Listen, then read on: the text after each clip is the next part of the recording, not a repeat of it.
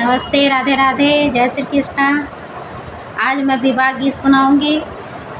बहुत सुंदर, बहुत अच्छा विवाह गीत है। आप लोग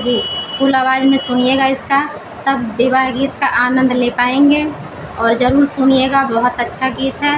बेटी विवाह गीत है। और अच्छा लगेगा तो लाइक कमेंट शेयर ज़रूर करिएगा आप लोग प्लीज़। एक हरियार एक मैं पियार, एक मैं सबुज रंग हो, एक मैं हरियार एक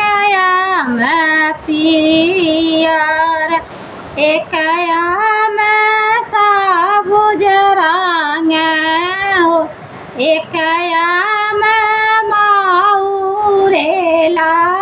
बाबा जी के द्वारे हो, जहाँ जाना के उतर बर, एक मैं माउरेला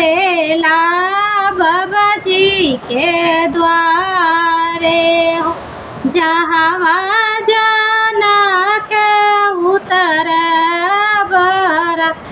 घर में से निकालेली बेटी हो पवन दे, पूछे लगे बाबा से बीच, घर में से निकालेली बेटी हो पवन दे, पूछे लगे बाबा से बीच, के करे दुआरे बाबा बाजन बाजे हो, के कर चल बिया, के करे दुआरे बाबा बाजन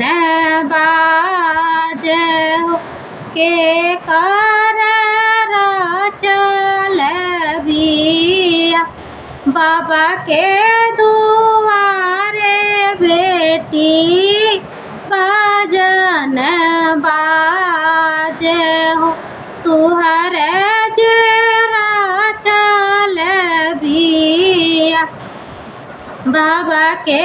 दुआरे बेटी बाजन बाजे हो, तुहरे जरा चल बिया, नहीं सिखलिए बाबा राम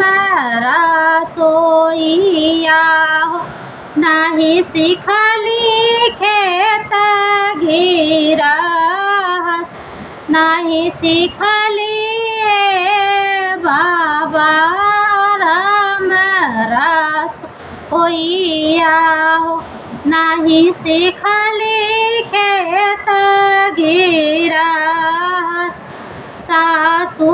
नदिया बाबा भैया करी आई है हो, मोरे हृदय सालो नाज, सासू नदिया बाबा मैया करी आई है हो, मोरे हृदय सालो नाज, सासू नदिया बेटी भैया गरी आई है हो, ले लिया चारा पास, सासू नदिया बेटी भैया गरी आई है हो, ले लिया